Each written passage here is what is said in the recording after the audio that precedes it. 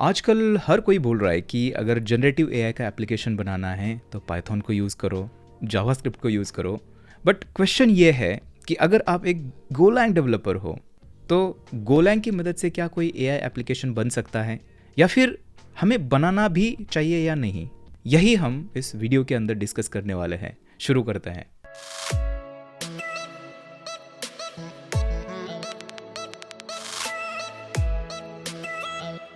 Hello दोस्तों, मेरा नाम राकेश है और आपका स्वागत है कोडर्स ज्ञान चैनल के ऊपर। तो बात यह है कि हर कोई बोल रहा है कि अगर जनरेटिव एआई के एप्लीकेशंस बनाने हैं तो आपको पाइथन ही यूज़ करना चाहिए, या फिर कोई बोल रहा है कि आपको जावास्क्रिप्ट यूज़ करनी चाहिए। लेकिन गोलैंग के बारे में कोई बात नहीं कर रहा है। और मुझे पता है कि आप अगर मुझे देख रहे हो तो हमारे चैनल के ऊपर बहुत सारे ऐसे स्टूडेंट्स हैं जो गोलैंग सीख रहे हैं, क्योंकि हमने भी चैनल के ऊपर गोलैंग का एक डिटेल्ड फुल कोर्स बनाया हुआ है। अगर आपको चेकआउट करना है तो आप भी चेकआउट कर सकते हो, यहाँ पे लिंक आ जाएगी। तो गोलैंग के बारे में कोई बात नहीं कर रहा है। क्या गोलैंग के अंदर बैकएंड्स बनते हैं? हम बहुत पावरफुल बैकएंड्स बनाते हैं। क्या एआई, जनरेटिव एआई के एप्लीकेशन भी बना सकते हैं, क्या नहीं? इसको ही आज हम देखने वाले हैं। सबसे पहले देखते हैं कि गोलैंग क्या है। गोलैंग एक बहुत ही पावरफुल प्रोग्रामिंग लैंग्वेज है और ये थोड़ी सी सी जैसे ही दिखती है। सी लैंग्वेज जो है उसके जैसी ये दिखती है और ये बहुत ही ज़्यादा हाई परफॉर्मेंट है। और इसका रीज़न ये है कि इसका जो कोड है ये डायरेक्टली कंपाइल होके बाइनरी बन जाता है, मशीन कोड के अंदर कन्वर्ट हो जाता है, जो किसी भी मशीन के ऊपर हम इसको रन कर सकते हैं। और इसकी वजह से इसकी जो मेमोरी परफॉर्मेंस है वो भी बहुत ज़्यादा है। बहुत कम मेमोरी के अंदर ये जो एप्लीकेशन है हमारा बहुत फास्ट चलता है। तो इसके अंदर कोई डाउट नहीं है कि गो की मदद से बहुत ही ज़्यादा पावरफुल एप्लीकेशंस, हम बैकएंड एप्लीकेशंस बना सकते हैं। बट एआई का क्या, चलिए देखते हैं। इसके लिए मैं आपको लेके चलता हूँ हमारे ड्राइंग बोर्ड के ऊपर और सारी चीज़ें एकदम डिटेल में फ्रॉम स्क्रैच डिस्कस करते हैं। सबसे पहले ना एक चीज़ देखते हैं कि हम जो एआई डेवलपमेंट बोल रहे हैं वो क्या है। बेसिकली हम बात कर रहे हैं एआई प्रोडक्ट डेवलपमेंट की। मतलब एआई के जितने भी प्रोडक्ट्स होते हैं, फॉर एग्जांपल चैट जीपीटी एक है। चैट जीपीटी एक चैटबॉट है, एआई का प्रोडक्ट है। iprep.ai हमारा एक मॉक इंटरव्यू प्लेटफॉर्म है, वो एआई का प्रोडक्ट है। या फिर आप बहुत सारे एजेंट्स देखोगे जो आपके कैलेंडर को एक्सेस करते हैं या फिर आपका इंटरनल डेटा एक्सेस करते हैं, वो एआई प्रोडक्ट हो गया। तो हम यहाँ पर एआई प्रोडक्ट की बात कर रहे हैं, एआई रिसर्च पार्ट की बात नहीं कर रहे हैं। तो इस कॉन्टेक्स्ट में हम ये जो पूरा वीडियो है वो हमारा रहेगा इसके अंदर, और बिल्कुल इसको रॉ रखने वाले हैं हम। इसके अंदर आपको रिसर्च कैसे करना है वो भी चीज़ें यहाँ पर देखने को मिलेगी। तो चलिए देखते हैं कि क्या इसके अंदर होने वाला है। मैं सबसे पहला आपको एक क्वेश्चन पूछना चाहता हूँ कि जब भी हम एआई प्रोडक्ट बनाते हैं तो सबसे सिंपलेस्ट एआई का प्रोडक्ट कौन सा है? क्या लगता है आपको? Chatbot, AI chatbot, right? एक एआई चैटबॉट ये सबसे सिंपलेस्ट एआई का प्रोडक्ट है। तो यहाँ पर एक काम करते हैं, वहाँ से ही शुरू करते हैं। यहाँ पर लिख लेते हैं कि एआई चैटबॉट। अभी यहाँ पर सबसे पहले समझते हैं कि इन जनरल चैटबॉट काम कैसे करता है। लेट्स से कि आप यहाँ पर आप हो ये यूज़र। ये है यूज़र, एंड यूज़र क्या करता है? यूज़र एक एप्लीकेशन के अंदर, एक एआई एप्लीकेशन के अंदर रिक्वेस्ट करेगा जो भी उसको पूछना है, इनपुट देना है उस चैटबॉट को। तो यहाँ पर हमारे पास ये एक एप्लीकेशन होगा, ठीक है? ये एआई एप्लीकेशन है। यहाँ पर करते हैं योर एप्लीकेशन, एंड ये जो एप्लीकेशन है इसको कुछ नहीं पता है, इसके पास एआई नहीं है। एआई कहाँ पर है? एआई हमारा यहाँ पर होता है। तो ये लेट्स से कि ये एआई है, एलएलएम जिसको हम बोलते हैं, लार्ज लैंग्वेज मॉडल। ये जो है ये एक एक्सटर्नल चीज़ है, ये हमारे एप्लीकेशन का पार्ट नहीं है।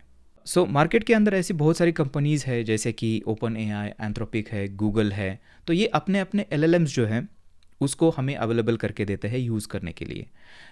हम खुद का बड़ा एलएलएम कभी मतलब डिप्लॉय नहीं करते हैं, क्योंकि उसके लिए बहुत सारे रिसोर्सेज चाहिए होते हैं। हम क्या करते हैं, थर्ड पार्टी जो प्री ट्रेंड एलएलएम्स है उसको हम यूज़ करते हैं। यहाँ से बेसिकली क्या होता है कि यहाँ से हम एलएलएम को इस तरह से कम्युनिकेट करते हैं। अब ये जो एलएलएम है ये एक थर्ड पार्टी सर्विस हो गई, राइट? ये हमारे कंट्रोल के अंदर नहीं है। तो हमारा जो कंट्रोल है ये बेसिकली यहाँ तक है। देखिए हमारा कंट्रोल है इसके लेफ्ट साइड में। अब इससे आगे जो है ये हमारे कंट्रोल के अंदर नहीं। हम समहाउ उनसे कम्युनिकेट करते हैं। अब क्वेश्चन ये है कि कैसे कम्युनिकेट करते हैं। हमारा ये एप्लीकेशन है, मे बी पाइथन या फिर जावास्क्रिप्ट का ये हो सकता है, लेकिन अभी इस वीडियो के लिए हम गोलैंग की बात कर रहे हैं, तो लेट्स से कि हम गोलैंग के अंदर हमने ये एप्लीकेशन बनाया है। तो अब ये गोलैंग का एप्लीकेशन कैसे एलएलएम को एक्सेस करेगा, ये क्वेश्चन है, राइट। सो ये जो एलएलएम्स होते हैं, ये एलएलएम्स के जितने भी प्रोवाइडर्स है कंपनीज, वो क्या करते हैं, उनका एलएलएम हमें अवेलेबल करके देते हैं थ्रू एपीआईज, और इसी के साथ में एसडीकेस या फिर सॉफ्टवेयर डेवलपमेंट किट, ये लाइब्रेरी होती है और कुछ नहीं है, इसके बारे में अभी हम देखेंगे। तो ये दो चीज़ें हैं, इसकी मदद से हम हमारा एप्लीकेशन से एलएलएम को एक्सेस कर सकते हैं, राइट। सो अभी एक काम करते हैं, अगर एलएलएम की एपीआईज और एसडीकेस अगर जो भी हम यूज़ करते हैं हमारे मार्केट के अंदर, ओपन एआई जो है सबसे ज़्यादा हम यूज़ करते हैं, या फिर जो दूसरे कंपनीज़ है, तो इसका मतलब कंपनीज़ अगर इसको अवेलेबल करके देती है तो गोलैंग डेफिनेटली, गोलैंग को एपीआई कॉलिंग तो आती है, राइट। गोलैंग के अंदर हम ये कर सकते हैं और बहुत ही परफॉर्मेंट तरीके से कर सकते हैं, क्योंकि गोलैंग की जो कॉन्करेंसी मॉडल है वो बहुत ही ज़्यादा पावरफुल है। तो अब एक काम करते हैं, हम डॉक्यूमेंटेशन के अंदर चेक करते हैं कि क्या सच में एपीआईज वगैरह अवेलेबल है हमें यूज़ करने के लिए, या फिर एसडीकेज वगैरह है, तो थोड़ी सी चीज़ें क्लियर हो जाएगी हमारे लिए। सो उसके लिए हम चलते हैं ओपन एआई डॉक्स के अंदर। यहाँ पर ओपन एआई डॉक्स अगर करते हैं, ओपन एआई वो सेम कंपनी है जो चैट जीपीटी हम यूज़ करते हैं, इनकेस अगर आपको पता नहीं है तो। सो यहाँ पर अगर देखते हैं, क्विक स्टार्ट के ऊपर चलते हैं, या फिर ओवरव्यू के अंदर ही अगर आप देखोगे तो यहाँ पर कोड स्निपेट हमें मिल रहा है, एंड इसके अंदर आपको पाइथन दिखेगा, जावास्क्रिप्ट दिखेगा, क्योंकि सब लोग इसके बारे में बात कर रहे हैं। क्यों? क्योंकि सारी कंपनीज़ पहले प्राइमरीली ये दो लैंग्वेजेस को सपोर्ट देती हैं, तो इसकी वजह से इनके एसडीकेज आपको दिखेंगे। देखिए ये जो है ना, ये ओपन एआई इम्पोर्ट फ्रॉम, ये है लाइब्रेरी, वो इसको एसडीके हम बोलते हैं, और उसकी मदद से थोड़ा सा काम हमारा इजी हो जाता है। इस तरह से मेथड्स कॉल करके हम हमारे कोड के अंदर इसको यूज़ कर सकते हैं। लेकिन एक इम्पॉर्टेंट बात यह है कि ये एसडीकेज बने हुए हैं हमारा डेवलपर का काम थोड़ा सा आसान करने के लिए। बिहाइंड द सीन ये क्या होता है, बिहाइंड द सीन वो नॉर्मल जो रेस्ट एपीआईज होती है उसको यूज़ कर रहे हैं। देखिए अगर कर्ल यहाँ पर अगर मैं सिलेक्ट करूँ, कर्ल मतलब एक टूल है बेसिकली एचटीटीपी रिक्वेस्ट करने के लिए, तो ये देखिए ये एंड पॉइंट है, एपीआई एंड पॉइंट है। अगर आप इसको नॉर्मली पोस्टमैन से भी अगर हिट करोगे, फिर भी आप क्या करोगे, आपका जो एआई का रिस्पॉन्स है वो गेट कर पाओगे, राइट। इसका मतलब ये एपीआईज एग्जिस्ट करती है, देखिए है ना। ओपन एआई को हम एपीआई के थ्रू यूज़ कर सकते हैं, एसडीकेस भी अवेलेबल है, लेकिन मुझे गो का एसडीके यहाँ पर नहीं दिख रहा है। तो ये एक बात है, यहाँ पर हमें जावास्क्रिप्ट का एसडीके है, पाइथन का है, गो का एसडीके नहीं है, लेकिन फिर भी हम गो के अंदर एपीआईज के थ्रू इस एलएलएम को एक्सेस कर सकते हैं। तो इससे हमें क्या समझ में आ रहा है कि एपीआईज एग्जिस्ट करती है, चाहे एसडीके नहीं है, हमें एपीआई की मदद से हम ये जो एलएलएम है इसको एक्सेस कर सकते हैं, राइट। ये एक बहुत ही इंपॉर्टेंट चीज़ अभी हमें यहाँ पर पता चली। सो ओपन एआई सपोर्ट करता है एपीआईज को, तो ओपन एआई के जितने भी मॉडल्स है उसको हम यूज़ कर सकते हैं हमारे गोलैंग एप्लीकेशन के अंदर, कोई डाउट नहीं इसके अंदर।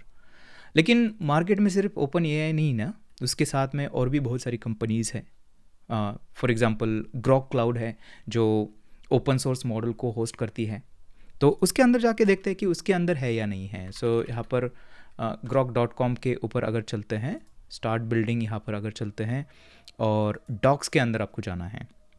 सो यहाँ पर अगर देखोगे तो देखिए यहाँ पर भी आपको दिखेगा जावास्क्रिप्ट, पाइथन एंड कर्ल वाला वर्जन। कर्ल वाला वर्जन है, इसका मतलब एपीआईज हम यूज़ कर सकते हैं डायरेक्टली।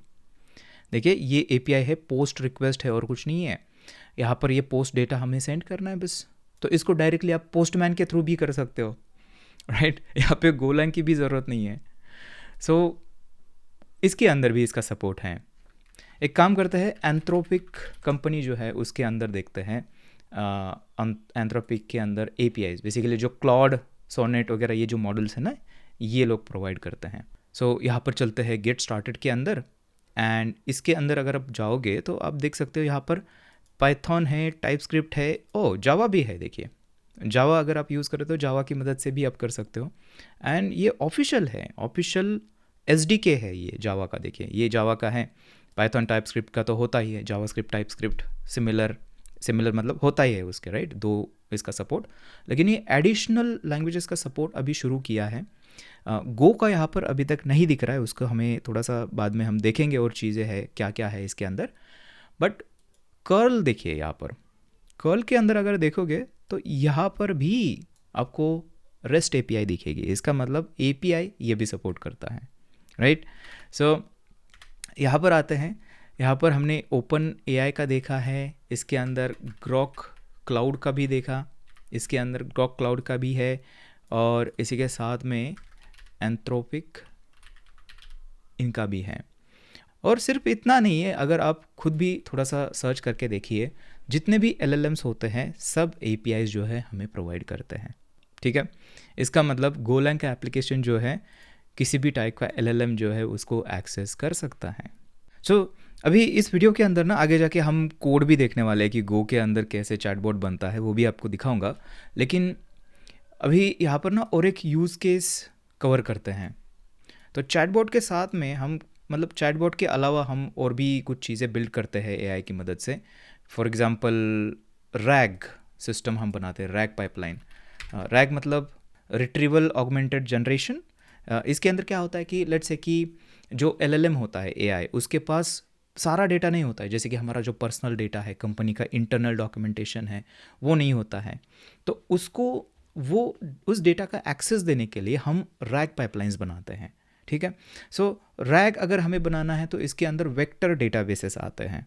सो लेट्स से कि यहाँ पर वेक्टर डेटाबेस है, क्योंकि इसके अंदर से ही हमारी जो इंटरनल इन्फॉर्मेशन है उसको हम गेट करते हैं। सो लेट्स से ये वेक्टर डेटाबेस है।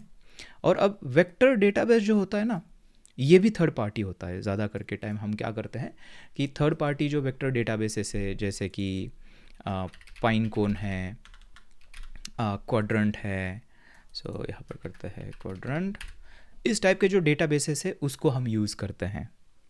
अब यहाँ पर इनके साथ में हमारा एप्लीकेशन कम्युनिकेट कैसे करता है, तो वो भी करता है इस तरह से, API के थ्रू ये भी चीज़ें होती हैं, ठीक है, APIs एंड SDKs।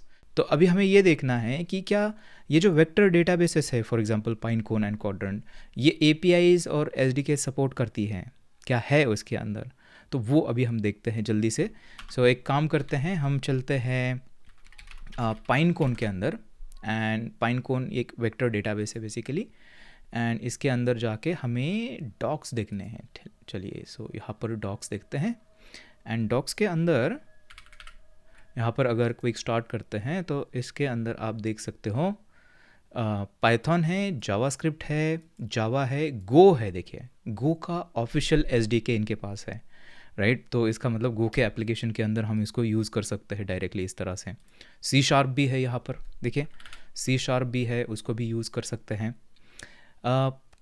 SDKs है, लेकिन क्या API है यहाँ पर, वो भी हमें देखना होगा। यहाँ पे कर्ल दिखाया नहीं है, बट एक चीज़ हम कर सकते हैं, यहाँ पर अगर सर्च करते हैं फॉर एग्ज़ाम्पल APIs, देखते हैं इसके अंदर क्या आता है।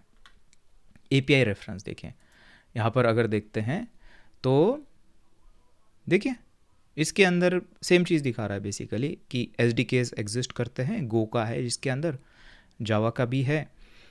हमें APIs देखनी है, APIs कहाँ पर है, लेट्स से वेक्टर, हाँ ये देखिए पूरा API डॉक्यूमेंटेशन है। पोस्ट रिक्वेस्ट यहाँ पर है, आप देख सकते हो वेक्टर्स को अपसर्ट करने के लिए, इंडेक्स लिस्ट, इंडेक्सेस को लिस्ट करने के लिए, क्रिएट करने के लिए। देखिए ये है ना गेट रिक्वेस्ट स्लैश इंडेक्स, ये एंड पॉइंट है API का। यहाँ पर भी अगर देखोगे तो ये देखिए ये एंड पॉइंट कुछ ऐसे दिखता है। क्या मतलब है इसका? इसका मतलब है कि यहाँ पे भी जो APIs है ये सपोर्ट कर रहा है, और हालांकि इसके अंदर SDK भी सपोर्ट कर रहा है ऑफिशियल। इसका मतलब हमारा गोलैंग का एप्लीकेशन वेक्टर डेटाबेस को यूज़ कर सकता है, और इसकी मदद से एक जो रैग पाइपलाइन है वो भी हम गो के अंदर बना सकते हैं। और हाँ, बाय द वे, अगर आपको रैग कैसे बनाते हैं पाइपलाइंस वगैरह, उसको अगर आपको सीखना है तो ये वीडियो यहाँ पे कहीं पे तो आपको लिंक मिलेगी, जाके देख सकते हो। पूरा डिटेल्ड वीडियो है, उसके अंदर आप रैग सीख सकते हो, कैसे पाइपलाइन बनानी है, कैसे वेक्टर डेटाबेसेस यूज़ में लेने हैं, सारी चीज़ें हैं। फ्री में, आप जाके देख सकते हो। आगे बढ़ते हैं। अब इसके बाद और क्या यूज़ केस हो सकती है? देखिए यहाँ पर थोड़ा सा ना, लेट्स से कि हमने रैग और जो चैटबॉट है ये सिंपल यूज़ केसेस देखी। हम जब भी एआई एप्लीकेशंस बनाते हैं, कभी कभी हमें कोई कॉम्प्लेक्स टास्क सॉल्व करना होता है, कॉम्प्लेक्स टास्क करना होता है जहाँ पे हमें मल्टीपल एजेंट्स की ज़रूरत पड़ती है। तो इसके लिए हमें एक कॉम्प्लेक्स एजेंटिक सिस्टम बनाना होता है। तो लेट्स से कि एजेंटिक सिस्टम बना रहे हैं। सो ये एजेंटिक सिस्टम ना, सबसे पहले थोड़ा सा इसको समझने की कोशिश करते हैं कि कितनी कॉम्प्लेक्सिटी इसके अंदर है।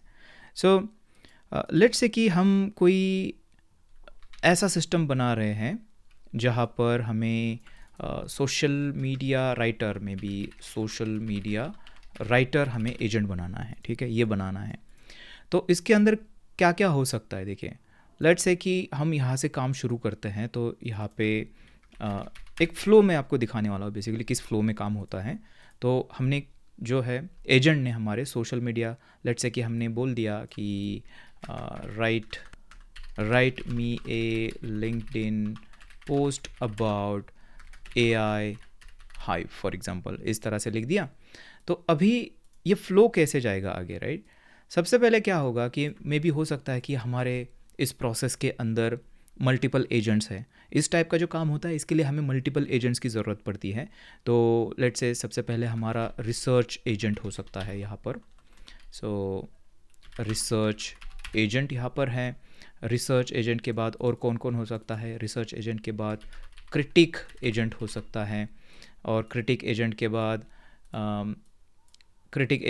क्या हो सकता है? एंड हो सकता है, मे बी एंड कर सकते हैं। सो यहाँ पर कैसे काम होगा? हाँ, एक चीज़ बच गई इसके अंदर राइटर एजेंट हमें चाहिए होगा राइट करने के लिए। सो ये काम कैसे होगा? देखिए बहुत ही सिंपल है। यहाँ पर लेट्स से कि स्टार्ट से हमारा कंट्रोल जाता है यहाँ पर रिसर्च एजेंट के पास। रिसर्च एजेंट क्या करता है? उस टॉपिक के ऊपर रिसर्च करता है और फिर रिसर्च करके वो हैंड ऑफ कर देता है किसको? राइटर एजेंट को, कि ये रिसर्च किया है, चलो इसके ऊपर कुछ लिखो। अब ये लिखने के बाद डायरेक्टली हम वैसे पोस्ट नहीं करते हैं ना, हमें और एक एजेंट यहाँ पर होता है जो इसको क्रिटिक करेगा, मतलब देखेगा कि क्या सही टॉपिक के हिसाब से लिखा है, क्या इसके अंदर इम्प्रूवमेंट्स है वगैरह वगैरह। इस तरह से अगर इसके अंदर कुछ चेंजेस की ज़रूरत है तो ये एजेंट क्या करेगा? ये वापस कंट्रोल जो है राइटर एजेंट को देगा और बोलेगा कि नहीं, इसके अंदर इम्प्रूवमेंट की ज़रूरत है। और फाइनली अगर सब कुछ ठीक है तो राइटर एजेंट क्या करेगा? यहाँ से चीज़ों को एंड करेगा, मतलब हमारा जो काम है कंप्लीट हो चुका है, इस तरह से। तो ये जो फ्लो आपको यहाँ पर दिख रहा है ना, ये फ्लो दिखने में शायद बहुत ही सिंपल लग रहा होगा, लेकिन ये एक मल्टी एजेंट सिस्टम है। हर एक एजेंट के बिहाइंड द सीन एक अपना खुद का LLM हो सकता है। तो इन सारी चीज़ों को, इस मल्टीपल एजेंट्स को अगर हमें प्रॉपर तरीके से ऑर्केस्ट्रेट करना है तो यहाँ पे हमें एक मतलब पावरफुल फ्रेमवर्क्स की ज़रूरत होती है। जैसे हम जावास्क्रिप्ट के अंदर LangGraph यूज़ करते हैं, है ना? तो उस टाइप का फ्रेमवर्क क्या गोलैंग के अंदर है, ये हमें देखना है। तो इस बार एक काम करते हैं, हम चैट जीपीटी के अंदर इसको रिसर्च करके देखेंगे। सो यहाँ पर चलते हैं चैट जीपीटी के अंदर। तो यहाँ पर आपको क्या करना है बेसिकली, चैट जीपीटी, और इसके अंदर मेक श्योर करिए कि आप वेब सर्च जो है उसको एक्सप्लिसिटली यहाँ पे ऑन कर रहे हो। तो ये मेक श्योर करेगा कि खुद के दिमाग से ज़्यादा आंसर करने की कोशिश नहीं करेगा। ये जो डॉक्यूमेंटेशंस है या फिर इंटरनेट के ऊपर जाके जो फ्रेश इन्फॉर्मेशन है वो हमें ला के देगा। सो यहाँ पर पूछते हैं what are the alternatives to LangGraph in Golang में भी ऐसा पूछ सकते हैं। देखते हैं क्या रिस्पॉन्स हमें मिलता है। तो अब देखिए वेब सर्च कर लिया, बहुत ही फास्ट हो गया भाई। अब देखिए यहाँ पर क्या क्या आया है, गो स्पेसिफिक अल्टरनेटिव्स, ये क्या हमें बता रहा है? Go agent by Vitaly Honchar. Okay, so lightweight Go native library. इसको ओपन करके देखते हैं कि क्या सीन है इसका। सो देखिए कोई आर्टिकल है, आई थिंक कोई एक डेवलपर है, इन्होंने एक बताया why LangGraph overcomplicates AI agents and my Go alternative. Okay, so एक बेसिकली एक पर्सनल प्रोजेक्ट है ये इस डेवलपर का। तो इसके अंदर अगर आप देखोगे तो किस तरह से जो मल्टीपल एजेंट सिस्टम है इसको बना सकते हैं, तो इन्होंने इसके अंदर बताया हुआ है। तो ये लैंग्राफ जैसी सिमिलर सिस्टम यहाँ पर है। थोड़ा सा अगर देखते हैं तो हाँ, गो का ये देखिए रिपॉजिटरी जो है उसको भी देख लेते हैं। सो ये जो रिपॉजिटरी है इसके अंदर आप देख सकते हो स्टार्स तो बहुत सारे भाई, सारे नहीं है, 26 ही है। इसका मतलब ये चीज़ें थोड़ी सी नई है, ठीक है, ये लाइब्रेरी जो है ये भी नई है। और यहाँ पर अगर आप देखोगे क्या ये प्रोडक्शन में हम यूज़ कर सकते हैं, इसके लिए हमें देखना होगा। तो देखिए ये वर्जन जो है ना 0.6.2, ये बेसिकली स्टेबल वर्जन नहीं होता है जब तक 1 तक नहीं पहुंचता है। तो ये इस टाइप के जो पैकेजेस है वो प्रोडक्शन के अंदर यूज़ करना रिकमेंडेड नहीं होता है जब तक वो स्टेबल नहीं हो जाता है। तो ऑप्शंस तो अवेलेबल है हमारे पास, आप देख सकते हो ऑप्शन अवेलेबल है, इस तरह से हम एजेंट्स हमारा बना सकते हैं। बट मुझे लगता है कि ये लाइब्रेरी अभी तक रेडी नहीं है फॉर प्रोडक्शन, राइट। सो ये एक है। और देखते हैं कि क्या ChatGPT हमें बोल रही है। Multi language enterprise ready agent platform. Okay, so यहाँ पर आप देख सकते हो not Go exclusive, this framework can be integrated with Go APIs and SDKs। Okay, ये हमें नहीं देखना है, हमें गो का ही चाहिए। यहाँ पर ओके, यहाँ पर पूछ लेते हैं open AI, Anthropic, Google, any Go specific SDK available, देख लेते हैं। सो देखिए open AI official Go SDK, open AI maintains an official Go client located at this. Okay, designed to interface with their rest API smoothly. अच्छा, इसका मतलब ये exist करता है। देखिए ओपन AI का ओपन AI गो SDK है officially, हालांकि डॉक्यूमेंटेशन के अंदर नहीं है, लेकिन उनका कोड यहाँ पर एग्जिस्ट करता है। देखिए, और ये काम कैसे करता है यहाँ पर देख लेते हैं। ये देखिए इस तरह से हमें इसको इंपोर्ट करना है, और फिर इस तरह से हम चैट कंप्लीशन, मतलब बिल्कुल उसी तरह से जैसे पाइथन के अंदर हम करते हैं, जावास्क्रिप्ट के अंदर करते हैं, तो ये भी चीज़ है। देखिए इसका भी SDK जो है वो एग्जिस्ट करता है, जिसकी मदद से हम एजेंट्स बना सकते हैं। अनऑफिशियल गो SDK, अनऑफिशियल भी चीज़ें हैं कम्युनिटी के अंदर, तो वो भी एक अच्छी बात है। यहाँ पर ऑफिशियल गो SDK, एंथ्रोपिक का देखिए ऑफिशियल SDK इन गो, ओके, इनका भी है। चेकआउट करते हैं इसको। तो ये 4 डेज़ अगो दिखा रहा है, इसका मतलब ये मेंटेन तो इसको कर रहे हैं। एंड एंथ्रोपिक्स का है ये SDK गो। देखिए यहाँ पर देख लेते हैं एंथ्रोपिक न्यू क्लाइंट, इस तरह से API, इस तरह से मैसेज न्यू। ओके, सो ये है कॉन्वर्सेशंस है, स्ट्रीमिंग है, टूल कॉलिंग है। ओके, सो जो बेसिक फीचर्स हमें चाहिए ये इसके अंदर हमें दिख रहे हैं। अनऑफिशियल चीज़ें भी इसके अंदर आपको दिखेगी एंथ्रोपिक की। और क्या है, गूगल जेमिनाई का जो है इसके अंदर है, गूगल जेमिनाई गो SDK। ओके, ये भी एग्जिस्ट करता है, देखिए यहाँ पर आप जाके देख सकते हो।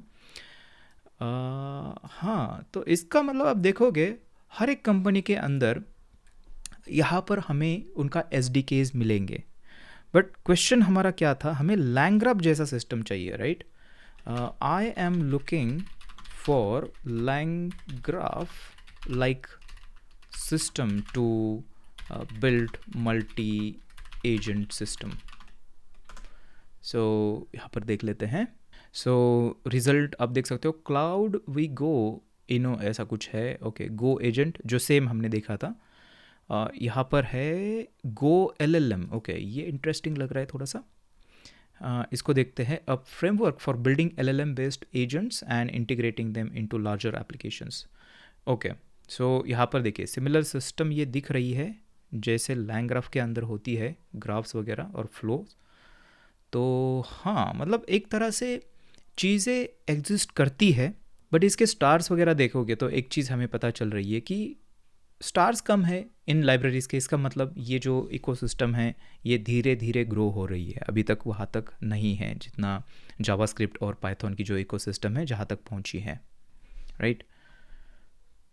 हाँ, तो ये भी हमें पता चल गया। तो हाँ, मतलब टूल्स तो बहुत सारे हैं, अगर इसको एक एक करके अगर रिसर्च करेंगे ना, तो डिटेल में जब भी रिसर्च करेंगे तो बहुत सारी चीज़ें इसके अंदर पॉसिबल है। सो वापस चलते हैं हमारे डायग्राम के ऊपर।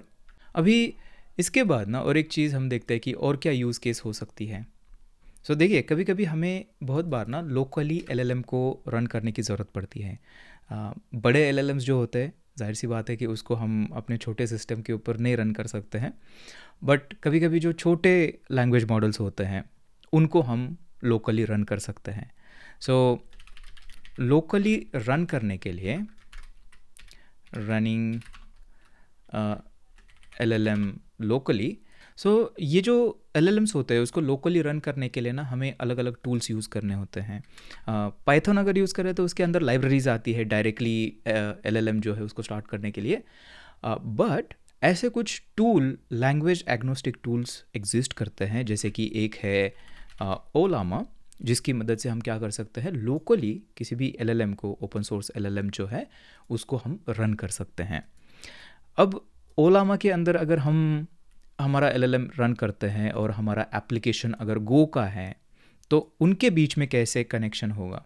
लेट्स से कि हमारा एप्लीकेशन ये है, यहाँ पर हमारा एप्लीकेशन है, योर एप्लीकेशन, एंड ओलामा के लिए हमने यहाँ पे उसको रन कर दिया, ओलामा, इस तरह से। तो ये जो कनेक्शन होगा ना इसके बीच में, ये बेसिकली कैसे होता है, इसके लिए भी हम APIs यूज़ कर सकते हैं। ओलामा के अंदर APIs एग्जिस्ट करती है, एंड APIs है, इसका मतलब ये गो का एप्लीकेशन अगर है तो आराम से वो APIs जो है उसको एक्सेस कर सकता है। क्या SDKs एग्जिस्ट करते हैं? SDKs तो एक काम करते हैं, वापस चलते हैं ChatGPT के अंदर एंड यहाँ पर करते हैं is there any Ollama SDK for Go, ऐसे करके देखते हैं। सो देखते हैं क्या कुछ हमें मिलता है इंटरनेट के ऊपर। सो ये सर्च कर रहा है, देखिए, yes there are several Go SDKs, alright.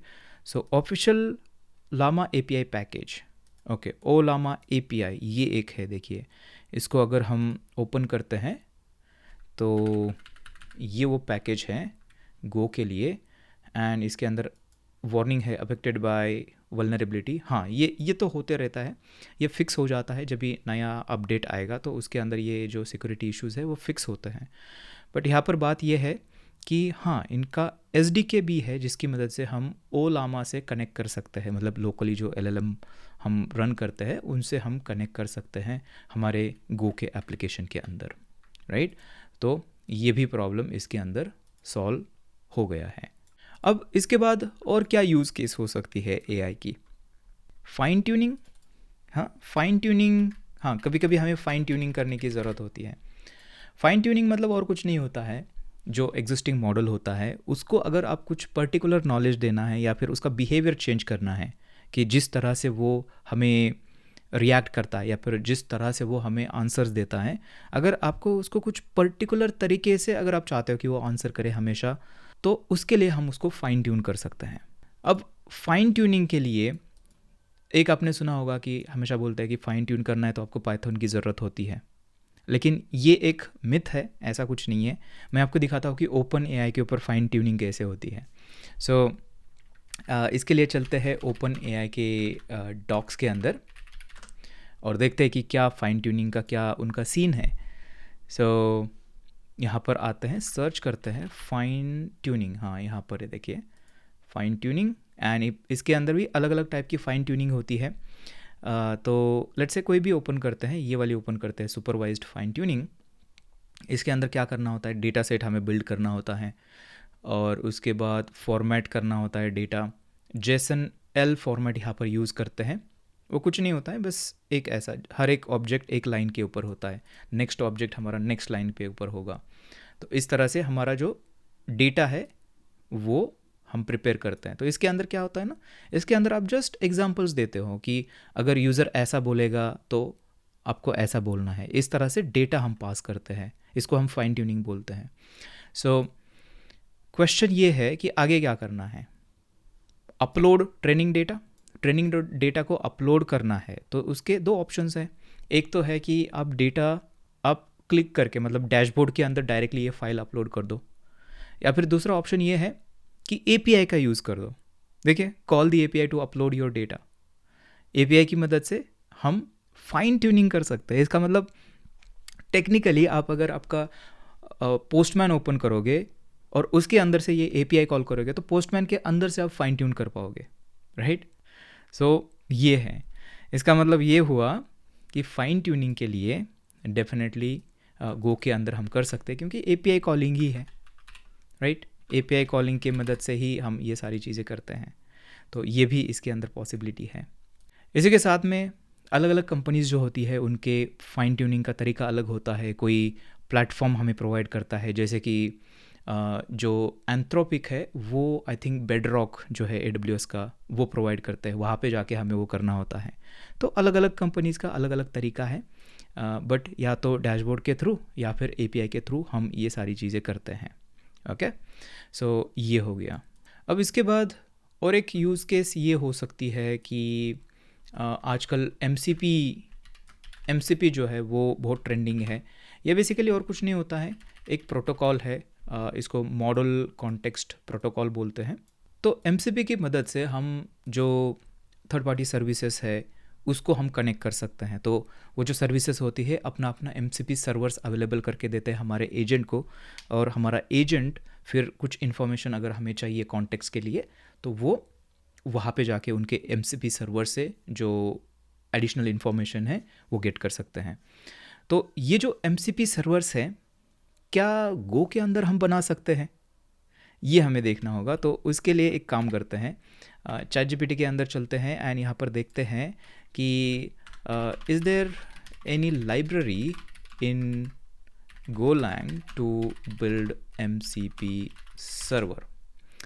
देखते हैं, तो वेब सर्च कर रहा है। मुझे ChatGPT का यही चीज़ बहुत पसंद आता है कि वो वेब सर्च करके सारी चीज़ें लेके आता है, नहीं तो हमें मैनुअली जाके अलग अलग जगह पर जाके ढूंढना पड़ता है, जो कि बहुत ज़्यादा टाइम कंज्यूमिंग होता है। तो मैं हाईली रिकमेंड करूँगा कि आप ChatGPT को रिसर्च के लिए यूज़ करें और मेक श्योर करें कि उसका जो वेब सर्च है वो आप एनेबल करते हो। सो यहाँ पर देखिए, official Go SDK in development. अच्छा, ये इनका एंथ्रोपिक का है, ऑफिशियल गो ओके कहाँ किनका है ये एक बार देख लेते हैं। Model context protocol go SDK, the official Go SDK for model context protocol servers and clients. Yes, collaboration with Google. हाँ देखिए, ये भी है, इसकी मदद से भी कर सकते हैं। ये अभी तक स्टेबल वर्जन नहीं है इसका, तो फ्यूचर में ये भी आप यूज़ कर पाओगे। इसी के साथ में यहाँ पर आप देख सकते हो कि कम्युनिटी लाइब्रेरीज अवेलेबल है, जैसे कि ये Mark 3 Labs का MCP Go। इसको अगर देखते हैं तो इसके ऊपर भाई साहब 7100 स्टार्स है। इसका मतलब ये ऑलरेडी पॉपुलर है MCP Go इम्प्लीमेंटेशन। इसके अंदर MCP सर्वर्स आप बना सकते हो, देखिए, राइट। सो इसका मतलब यस, MCP भी आप इसकी मदद से कर सकते हो, इसके अंदर कोई प्रॉब्लम नहीं है Go की मदद से। सो ये कुछ AI की यूज़ केसेस है और आप देख पा रहे हो कि ये सारी चीज़ें गोलैंग के अंदर हम बिल्ड कर सकते हैं। अब टाइम आ चुका है, कोड हमें देखना होगा, तो जल्दी से मैं आपको लेके चलता हूँ। और यहाँ पर एक चैटबॉट है जो कि गो के अंदर बनाया है और उसका डेमो मैं आपको देना चाहता हूँ। सो सबसे पहले चलते हैं टर्मिनल के अंदर एंड यहाँ पर करते हैं go run main.go। ठीक है, कोड भी अब मैं आपको दिखाऊंगा, पहले इसकी वर्किंग दिखाता हूँ। सो इसको रन करते हैं, हमारे इस चैटबॉट को एंटर करते हैं। सो अब देखिए ये स्टार्ट हो जाएगा। टर्मिनल चैटबॉट है ये, बेसिकली टर्मिनल के थ्रू अगर आप चाहो तो इसको REST APIs भी यूज़ कर सकते हो, आपका फ्रंट एंड React.js का यूज़ कर सकते हो, कोई प्रॉब्लम नहीं है। हाय, बॉट बोल रहा है hello how can I assist you today. Nice. So यहाँ पर करते हैं what is the current weather in Moscow. देखते हैं, क्योंकि ये टूल कॉलिंग भी सपोर्ट करता है, इंटरनेट का एक्सेस इसके पास है। तो देखिए, the current weather in Moscow is partially cloudy with temperature of 23 degree, which is true, right. इसका मतलब ये हुआ कि ये हमारा चैटबॉट जो है ये कॉन्वर्सेशन भी कर सकता है और इसी के साथ में इसको इंटरनेट ब्राउज़ करने का भी टूल एक्सेस है, और ये बना है गोलैंग के अंदर। तो अभी मैं आपको लेके चलता हूँ हमारे कोड के अंदर और जल्दी से थोड़ा सा कोड वॉक थ्रू में आपको देता हूँ। अब देखिए, कोड देखने का ये मोटिव नहीं है कि आपको पूरा कोड समझ में आ जाए। ये कोड बस आपको जस्ट फ्लो के लिए मैं दिखा रहा हूँ कि देखो ऐसी ऐसी चीज़ें भी इसके अंदर पॉसिबल हैं। ये जो रिपॉजिटरी है इसकी लिंक मैं डिस्क्रिप्शन के अंदर दे दूंगा, वीडियो किट आप डाउनलोड कर सकते हो, उसके अंदर लिंक वगैरह सब रहेगी। अभी के लिए जस्ट हमें देखना है कि चीज़ें कैसे हो रही है, ठीक है। सो यहाँ पर सबसे पहले नीचे आते हैं। आपको पता होगा कि गो का जो प्रोग्राम है वो मेन फंक्शन से शुरू होता है। सो यहाँ पर हमने क्या किया है, .env को रीड कर रहे हैं हम, इसके अंदर API कीज़ वगैरह है और कुछ नहीं है। यहाँ पर .env पैकेज की मदद से, तो ये सारी चीज़ें जो हो रही है ना, यहाँ तक ये env हम रीड कर रहे हैं, ठीक है। उसके बाद यहाँ पर आप देख सकते हो OpenAI का SDK हम यूज़ कर रहे हैं इसके अंदर। देखिए ये वाला, ये है ना OpenAI का Go SDK है, ऑफिशियल SDK, वो यूज़ कर रहे हैं। और उसकी मदद से हम क्या कर रहे हैं, सबसे पहले हमने OpenAI का एक क्लाइंट बना दिया। देखिए ये है ना, एक ऑब्जेक्ट बना दिया। सो यहाँ पे आप देख सकते हो कि API की हम पास कर रहे हैं, यहाँ पे टूल्स हमारे बना रहे हैं। देखिए, अगर टूल कॉलिंग आपने देखी, हमारा वीडियो है यूट्यूब के ऊपर, वो जाके देख सकते हो टूल कॉलिंग कैसे करते हैं, लिंक यहीं पे कहीं पे मिल जाएगी आपको। तो देखिए बहुत ही सिंपल है। इसके अंदर हमने एक टूल बनाया है जिसका नाम रखा है टैवली सर्च। टैवली सर्च और कुछ नहीं है, टैवली एक सर्विस है जिसकी मदद से हम इंटरनेट को एक्सेस करते हैं, इंटरनेट को ब्राउज़ कर सकते हैं। तो वो हम यहाँ पर यूज़ कर रहे हैं। तो उसका ये टूल बना हुआ है, डिस्क्रिप्शन, पैरामीटर्स वगैरह कौन से पास करते हैं, ये सारी चीज़ें हैं। और फिर हमने यहाँ पे सिस्टम मैसेज बनाया है। यहाँ पर हम पर्सोना देते हैं हमारे एजेंट को कि you are helpful terminal chatbot वगैरह वगैरह। और उसके बाद यहाँ पर हम क्या करते हैं, देखें यहाँ पर हम ये फॉर लूप लगाया ना, ये हमने टर्मिनल से इंफॉर्मेशन गेट करने के लिए किया है। बेसिकली टर्मिनल के थ्रू हम टाइप कर सकते हैं, तो ये इस तरह से हम गेट कर सकते हैं। एंड उसके बाद यहाँ पर आप और एक for loop, by the way Go के अंदर जिनको नहीं पता है, फॉर लूप थोड़ा सा ये अजीब दिखेगा आपको। अगर यहाँ पे कंडीशन नहीं है इसका मतलब ये वाइल लूप होता है, क्योंकि गो के अंदर वाइल लूप नहीं है। तो ये वाइल लूप जैसा सीन है बेसिकली। और यहाँ पर देखिए, जैसे आप पाइथन और जावास्क्रिप्ट के अंदर देखते हो ना, सिमिलर आपको थोड़ा सा स्टाइल दिखेगी यहाँ पर, chat.completion. इस तरह से हमने मैसेजेस भेज दिए, मतलब यूज़र ने जो टाइप किया है, टूल्स हमने पास किए, और इसी के साथ में जो मॉडल है, कौन सा मॉडल हम यूज़ करने वाले हैं, जो कि GPT-4o यहाँ पर यूज़ कर रहे हैं, वो भी कर दिया, और एरर हैंडल यहाँ पर कर रहे हैं। उसके बाद यहाँ पर हमें रिस्पॉन्स मिल रहा है। इसके अंदर से हम जो मेन मैसेज हमें चाहिए वो AI का मैसेज ले रहे हैं, और यहाँ पे चेक कर रहे हैं कि अगर AI ने टूल कॉलिंग बोली है तो क्या करो, यहाँ पे टूल को एग्जीक्यूट करो। देखिए यहाँ पर आप देख सकते हो ये कॉल टैवली जो है ना, उस फंक्शन को हम कॉल कर रहे हैं। तो ये लाइन बेसिकली है टैवली की मदद से इंटरनेट के ऊपर जाके सर्च कर रही है वो टर्म, और उसके बाद रिजल्ट आने के बाद वो मैसेजेस के अंदर ऐड कर रही है।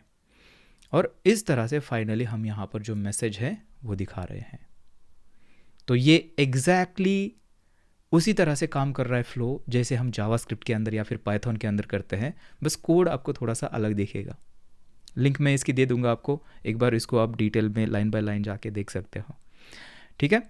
अभी मैं आपको अपना ओपिनियन बताने वाला हूँ कि मुझे क्या लगता है कि हमें गो यूज़ करनी चाहिए या नहीं करनी चाहिए, क्या प्रॉब्लम्स मुझे इसके अंदर दिखे। तो देखिए यहाँ पर ना सबसे पहली चीज़ कि गो जो है ये बहुत ही वर्बोस है। मतलब आपने कोड देखा होगा, एक कुछ छोटी चीज़ करने के लिए हमें बहुत ज़्यादा कोड लिखना पड़ता है, और ये सिर्फ AI के साथ में नहीं है। अगर गो के अंदर कोई नॉर्मल एप्लीकेशन भी बनाते हो तो उसके अंदर भी आपको बहुत ज़्यादा कोड लिखने की ज़रूरत पड़ती है। तो इसकी वजह से क्या होता है कि आपके जो डेवलपमेंट का टाइम है वो बहुत ही स्लो हो जाता है, क्योंकि ज़्यादा कोड है तो लिखने में ज़्यादा टाइम लगता है।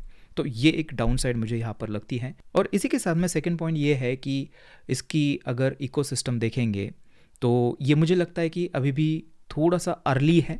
क्योंकि आपने देखा होगा जो रिपोजिटरीज हमने देखी उसके अंदर उसके स्टार्स वगैरह देखोगे तो वो बहुत कम आपको दिखे, राइट? क्योंकि जो कम्युनिटी है धीरे धीरे अभी बिल्डअप हो रही है। कंपेरेटिवली ये इसकी कम्युनिटी थोड़ी सी कम है कंपेयर टू जावास्क्रिप्ट और पाइथन, क्योंकि सारी कंपनीज उनको ज़्यादा प्रायोरिटी दे रही है, उनके लिए एसडीके सबसे पहले बना रही है, उसके बाद गो के। सो एक चीज़ हो सकती है कम्युनिटी थोड़ी सी लिमिटेड हो सकती है, और कम्युनिटी छोटी होने की वजह से आपको कम्युनिटी का जो सपोर्ट है वो कम मिल सकता है, या फिर किसी लाइब्रेरी के अंदर जो अपडेट्स आते हैं नए वो शायद आपको कम मिल सकते हैं। तो ये है। अब सबसे इम्पोर्टेंट क्वेश्चन आपके दिमाग में आया होगा कि क्या गोलैंग फास्ट है कंपेयर टू पाइथन या फिर जावास्क्रिप्ट? क्या इसके अंदर सबसे फास्टेस्ट जो है प्रोडक्ट बनेगा एआई का? तो देखिए, जितनी भी चीज़ें हमने अभी तक देखी है, हमने एक चीज़ नोटिस की है कि हम LLM से जब भी कम्युनिकेट करते हैं वो हम कर रहे हैं थ्रू APIs। चाहे आप SDK यूज़ करो, बिहाइंड द सीन यूज़ होता है API। इसका मतलब इसमें कोई डाउट नहीं है कि गो का जो एप्लीकेशन है वो अगर अच्छी तरीके से हम बिल्ड करते हैं तो वो फास्टर काम करता है, क्योंकि गो फास्ट है, राइट? बट स्पीड जो है, असली स्पीड, ये डिपेंड करता है कि जो अपस्ट्रीम आपकी APIs है वो कितनी फास्ट है। अगर आपकी गो का एप्लीकेशन बहुत फास्ट है लेकिन जो आप ओपन AI को कॉल कर रहे हो APIs या फिर एंथ्रोपिक को कॉल कर रहे हो वो अगर स्लो होगी तो आपका गो का एप्लीकेशन भी स्लो ही चलेगा। तो आप मुझे कमेंट करके बताना कि आपको क्या लगता है कि गोलैंग चूज़ करनी चाहिए या नहीं करनी चाहिए। वैसे लैंग्वेज तो चूज़ होती रहेगी, कभी हम पाइथन यूज़ करेंगे, जावास्क्रिप्ट यूज़ करेंगे, गोलैंग यूज़ करेंगे, बट मुझे लगता है कि सबसे इम्पॉर्टेंट है इसके फंडामेंटल्स जानना, AI के जो फंडामेंटल्स है जैसे कि प्रॉम्प्ट इंजीनियरिंग हो गई, टूल कॉलिंग, रैग पाइपलाइंस, इसको सीखना बहुत ज़्यादा ज़रूरी हो जाता है, चाहे आप कौन सी भी लैंग्वेज यूज़ करो। तो उसको आप अभी सीख सकते हो, उसके लिए ये वाला वीडियो देखिए। मैं राकेश हूँ, मेरा नाम राकेश है, मैं हूँ राकेश, मेरा नाम राकेश है।